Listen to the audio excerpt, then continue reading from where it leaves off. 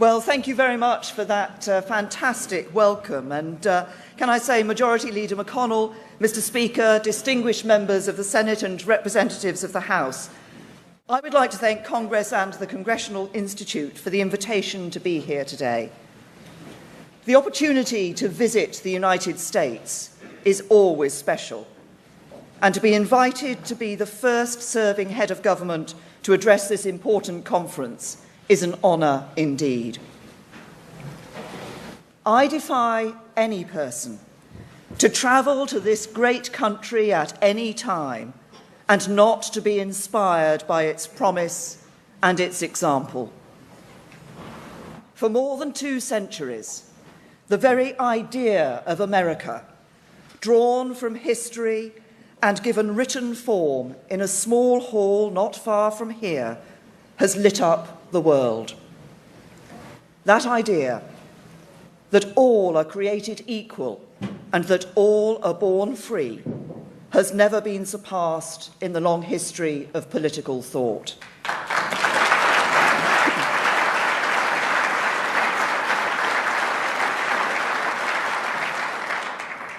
And it is here, on the streets and in the halls of this great city of Philadelphia, that the Founding Fathers first set it down, that the textbook of freedom was written, and that this great nation that grew from sea to shining sea was born. Since that day, it has been America's destiny to bear the leadership of the free world and to carry that heavy responsibility on its shoulders. But my country, the United Kingdom of Great Britain and Northern Ireland, has been proud to share that burden and to walk alongside you at every stage.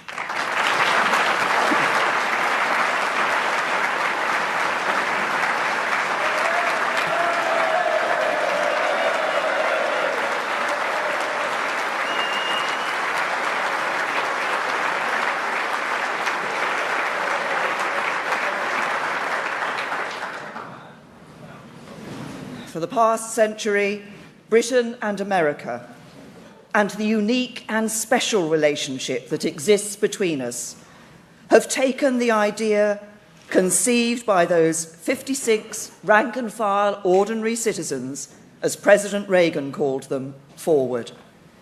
And because we have done so, time and again, it is the relationship between us that has defined the modern world. 100 years ago this April, it was your intervention in the First World War that helped Britain, France, our friends in the Commonwealth and other allies to maintain freedom in Europe.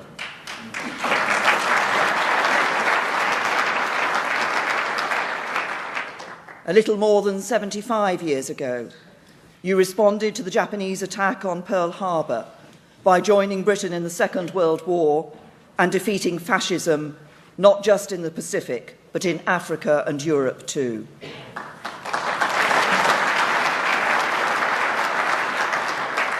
And later, in the aftermath of these wars, our 2 countries led the West through the Cold War, confronting communism and ultimately defeating it, not just through military might, but by winning the war of ideas, and by proving that open, liberal, democratic societies will always defeat those that are closed, coercive, and cruel. But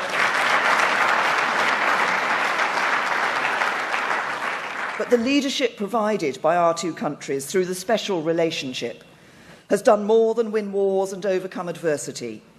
It made the modern world. The institutions upon which that world relies were so often conceived or inspired by our 2 nations working together. The United Nations, in need of reform, but vital still, has its foundations in the special relationship. From the original declaration of St. James's Palace to the declaration by United Nations signed in Washington and drafted themselves by Winston Churchill and President Franklin D. Roosevelt. The World Bank and International Monetary Fund, born in the post-World War world at Bretton Woods, were conceived by our two nations working together. And NATO, the cornerstone of the West's defence, was established on the bonds of trust and mutual interests that exist between us. Some of these organisations are in need of reform and renewal to make them relevant to our needs today. But we should be proud of the role our two nations working in partnership played in bringing them into being and in bringing peace and prosperity to billions of people as a result.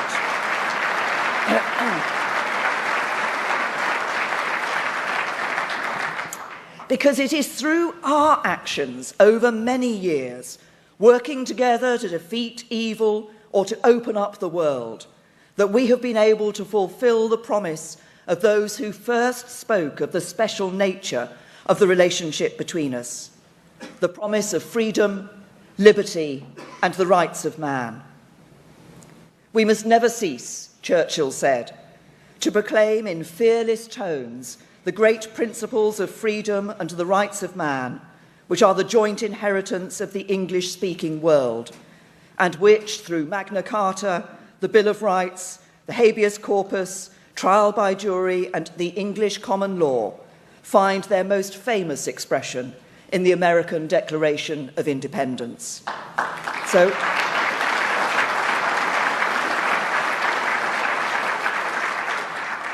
it is my honour and privilege to stand before you today in this great city of Philadelphia, to proclaim them again, to join hands as we pick up that mantle of leadership once more, to renew our special relationship and to recommit ourselves to the responsibility of leadership in the modern world. And it is my honour and privilege to do so at this time, as dawn breaks on a new era of American renewal. For I speak to you not just as Prime Minister of the United Kingdom, but as a fellow Conservative who believes in the same principles that underpin the agenda of your party: the value of liberty, the dignity of work, the principles of nationhood, family, economic prudence, patriotism, and putting power in the hands of the people. Principles instilled in me from a young age, principles my parents taught me in the vicarage in southern England in which I was raised. And I know it is these principles that you have put at the heart of your plan for government. And your victory in these elections gives you the opportunity to put them at the heart of this new era of American renewal too. President Trump's victory, achieved in defiance of all the pundits and the polls, and rooted not in the corridors of Washington, but in the hopes and aspirations of working men and women across this land. Your party's victory in both the Congress and the Senate, where you swept all before you, secured with great effort and achieved with an important message of national renewal. And because of this, because of what you have done together, because of that great victory you have won, America can be stronger, greater, and more confident in the years ahead.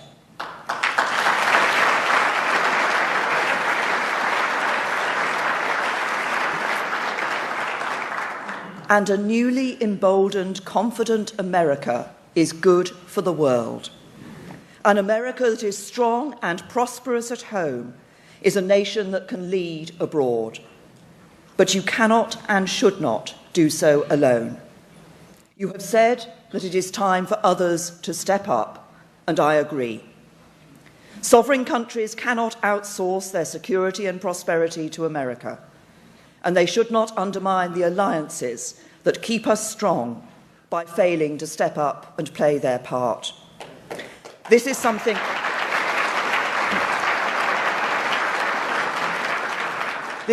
Britain has always understood. It's why Britain is the only country in the G20, other than yours, to meet its commitment to spend 2% of GDP on defence and to invest 20% of that in upgrading equipment. It is why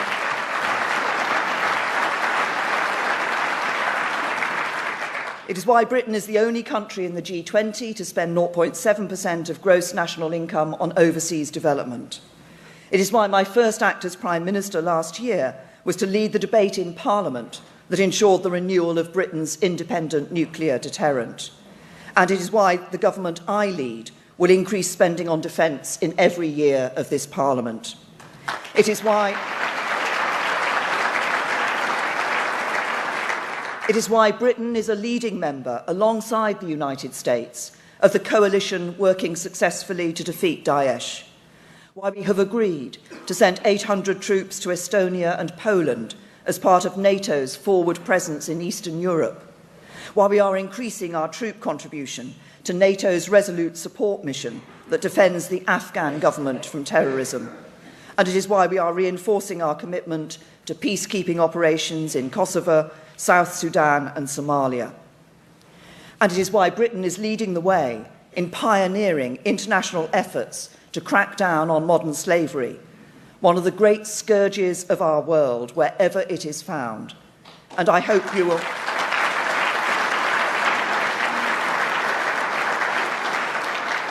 I hope you will join us in that cause, and I commend Senator Corker in particular for his work in this field, and it's good to have met him here today. As Americans know, the United Kingdom is by instinct and history a great global nation that recognises its responsibilities to the world. And as we end our membership of the European Union, as the British people voted with determination and quiet resolve to do last year, we have the opportunity to reassert our belief in a confident, sovereign and global Britain, ready to build relationships with old friends and new allies alike. We will build a new partnership with our friends in Europe. We're not turning our back on them or on the interests and the values that we share. It remains overwhelmingly in our interests and in those of the wider world that the EU should succeed. And for as long as we remain members, we will continue to play our full part, just as we will continue to cooperate on security, foreign policy and trade once we have left. But we have chosen a different future for our country. A future that sees us restore our parliamentary sovereignty and national self-determination, and to become even more global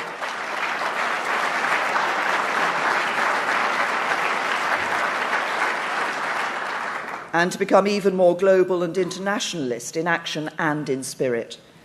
A future that sees us take back control of the things that matter to us, things like our national borders and immigration policy and the way we decide and interpret our own laws, so that we are able to shape a better, more prosperous future for the working men and women of Britain. A future that sees us step up with confidence to a new, even more internationalist role, where we meet our responsibilities to our friends and allies, champion the international cooperation and partnerships that project our values around the world, and continue to act as one of the strongest and most forceful advocates for business, free markets and free trade anywhere around the globe. This is a vision of a future that my country can unite around, and that I hope your country, as our closest friend and ally, can welcome and support.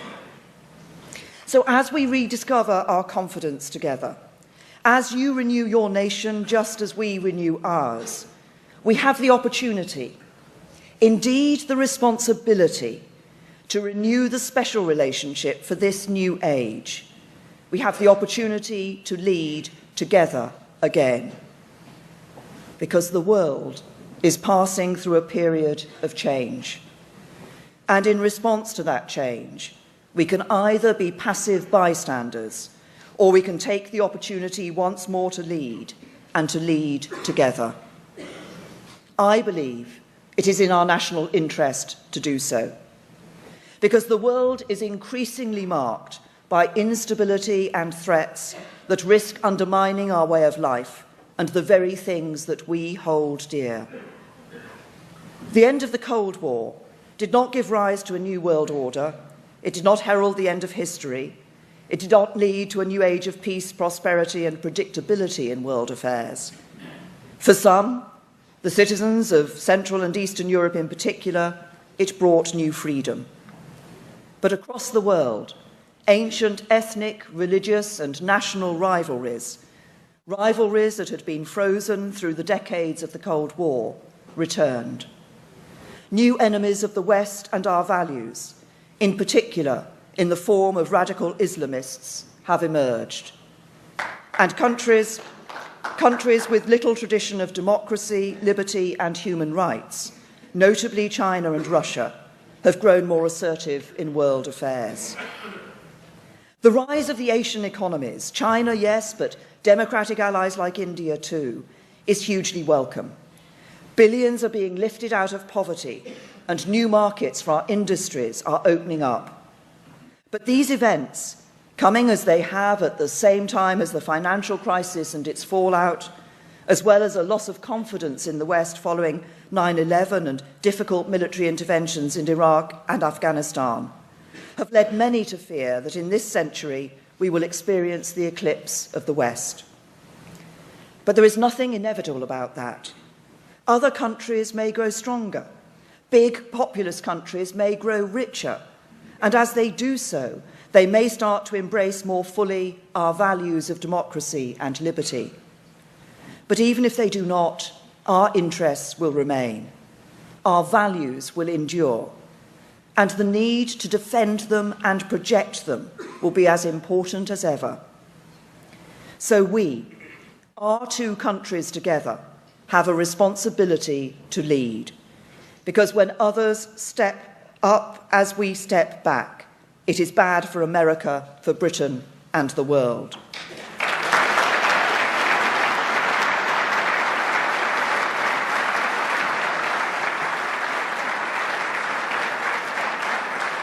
It is in our interests, those of Britain and America together, to stand strong together, to defend our values, our interests, and the very ideas in which we believe. This cannot mean a return to the failed policies of the past. The days of Britain and America intervening in sovereign countries in an attempt to remake the world in our own image are over. But nor can we afford to stand idly by when the threat is real and when it is in our own interests to intervene. We must be strong, smart, and hard-headed, and we must demonstrate the resolve necessary to stand up for our interests. And whether it is the security of Israel in the Middle East or the Baltic states in Eastern Europe, we must always stand up for our friends and allies in democratic countries that find themselves in tough neighbourhoods too.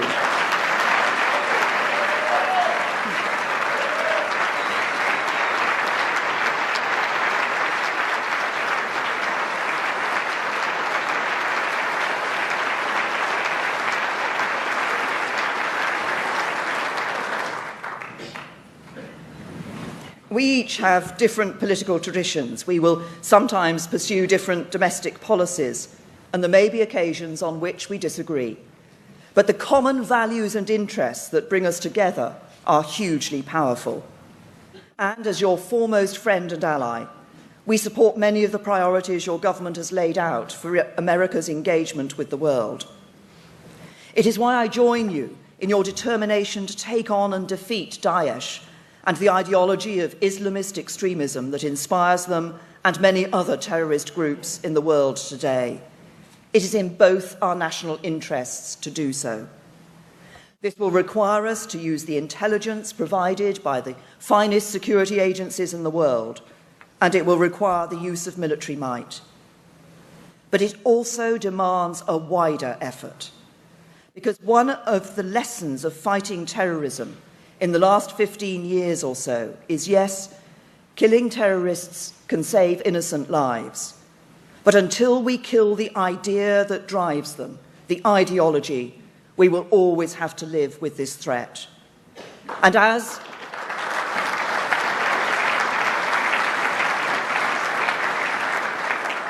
they are defeated on the ground, the terrorists are exploiting the internet and social media to spread this ideology that is preying on vulnerable citizens in our own countries, inspiring them to commit acts of terror in our own cities.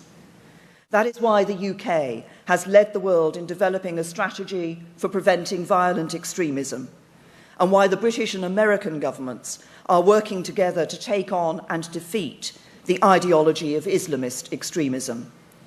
I look forward to working with the President and his administration to step up our efforts still further in order to defeat this evil ideology.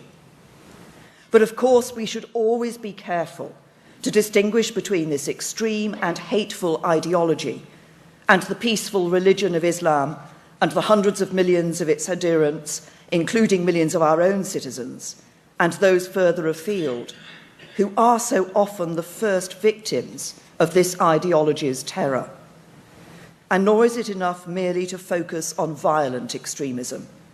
We need to address the whole spectrum of extremism, starting with the bigotry and hatred that can so often turn to violence. Yet ultimately, to defeat Daesh, we must employ all of the diplomatic means at our disposal. That means working internationally to secure a political solution in Syria and challenging the alliance between the Syrian regime and its backers in Tehran. When it comes to Russia, as so often, it is wise to turn to the example of President Reagan, who during his negotiations with his opposite number, Mikhail Gorbachev, used to abide by the adage, trust but verify. With President Putin, my advice is to engage but beware. There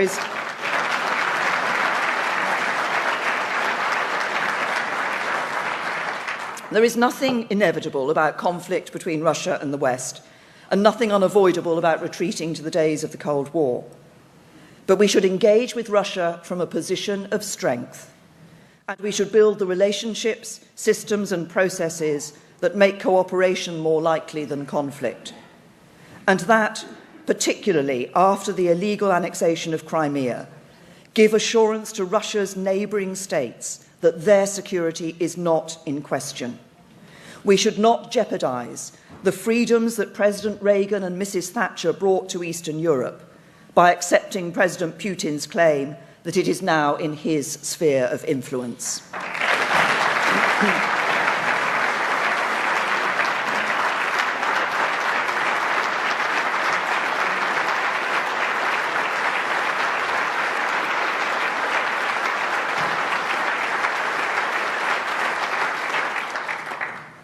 And progress on this issue would also help to secure another of this nation's priorities, to reduce Iran's malign influence in the Middle East.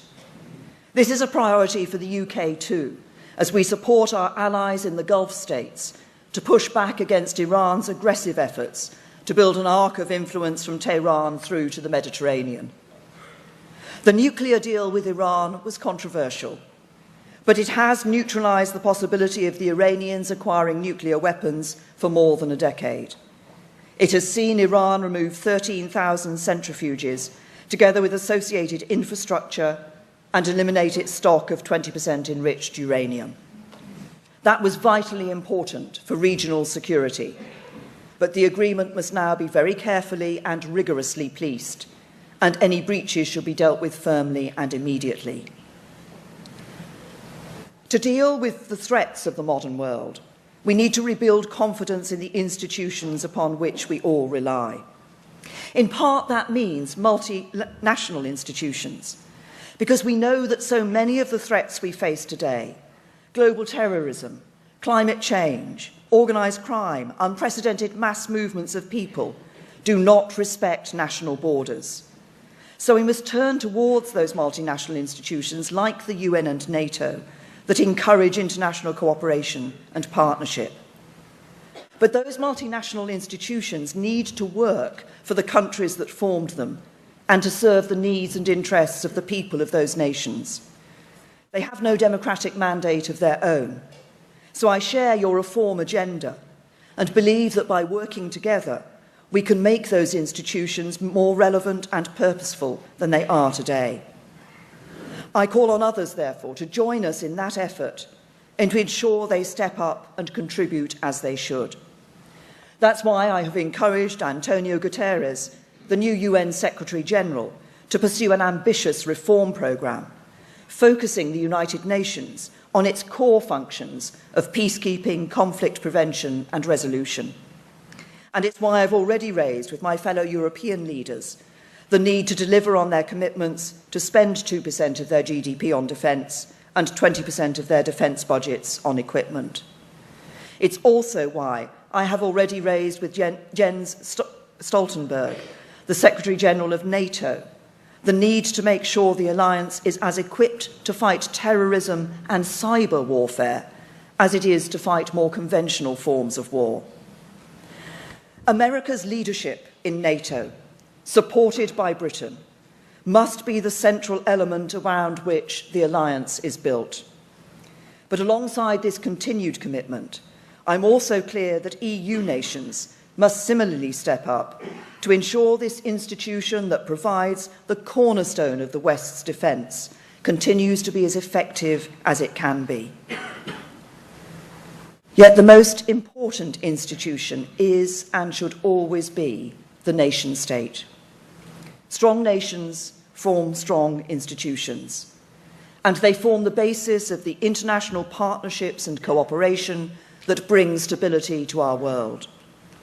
Nations, accountable to their populations, deriving, as the Declaration of Independence puts it, their just powers from the consent of the governed, can choose to join international organisations or not. They can choose to cooperate with others or not, choose to trade with others or not.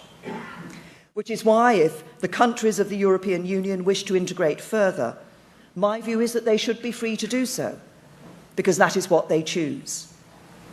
But Britain, as a sovereign nation, with the same values but a different political and cultural history, has chosen to take a different path, because our history and culture is profoundly internationalist. We are a European country and proud of our shared European heritage, but we are also a country that has always looked beyond Europe to the wider world. We have ties of family, kinship and history to countries like India, Pakistan, Bangladesh, Australia, Canada, New Zealand, and countries across Africa, the Pacific and Caribbean. And of course, we have ties of kinship, language and culture to these United States too. As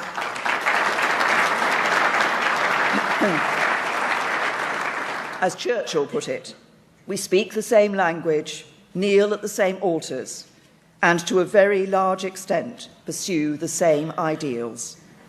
And today, increasingly, we have strong economic, commercial, defence and political relationships as well.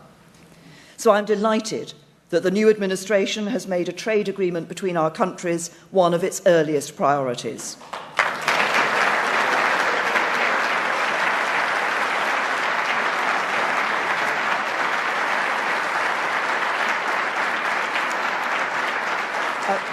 A new trade deal between Britain and America must work for both sides and serve both of our national interests. It must help to grow our respective economies and to provide the high-skilled, high-paid jobs of the future for working people across America and across the UK. And it must work for those who have too often felt left behind by the forces of globalisation. People, often those on modest incomes, living in relatively rich countries like our own, who feel that the global system of free markets and free trade is simply not working for them in its current form. Such a deal, allied to the reforms we are making to our own economy to ensure wealth and opportunity is spread across our land, can demonstrate to those who feel locked out and left behind that free markets, free economies and free trade can deliver the brighter future they need. And it can maintain, indeed it can build, support for the rules-based international system on which the stability of our world continues to rely. The UK is already America's fifth largest export destination, while your markets account for almost a fifth of global exports from our shores. Exports to the UK from this state of Pennsylvania alone account for more than $2 billion a year. The UK is the largest... Somebody from Pennsylvania. The UK is the largest market in the EU and the third largest market in the world for exporters here. America is the largest single destination for UK outward investment and the single largest investor in the UK. And your companies are investing or expanding in the UK at the rate of more than 10 projects a week. British companies employ people in every US state from Texas to Vermont, and the UK-US defence relationship is the broadest, deepest and most advanced of any two countries, sharing military hardware and expertise. And of course, we have recently invested in the new F-35 strike aircraft for our new aircraft carriers that will secure our naval presence and increase our ability to project our power around the world for years to come. Because of these strong economic and commercial links and our shared history and the strength of our relationship, I look forward to pursuing talks with President Trump and his new administration about a new UK-US free trade agreement in the coming months. It will take detailed work, but we welcome your openness to these discussions and hope we can make progress so that the new global Britain that emerges after Brexit is even better equipped to take its place confidently in the world. Such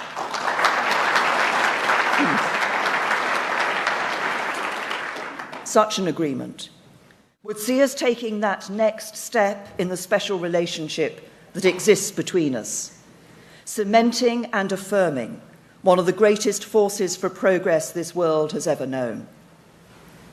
70 years ago, in 1946, Churchill proposed a new phase in this relationship to win a Cold War that many had not even realised had started.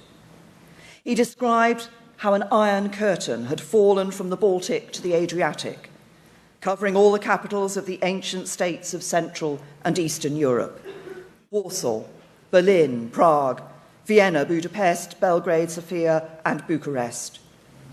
Today, those great cities, homes of great culture and heritage, live in freedom and peace.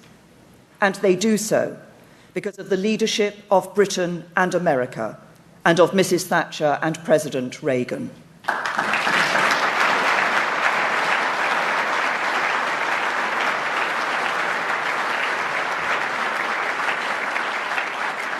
They do so ultimately because our ideas will always prevail. And they do so because when the world demands leadership, it is this alliance of values and interests, this special relationship between two countries that is, to borrow the words of another great American statesman, enters the arena with our faces marred by dust and sweat and blood, to strive valiantly and know the triumph of high achievement.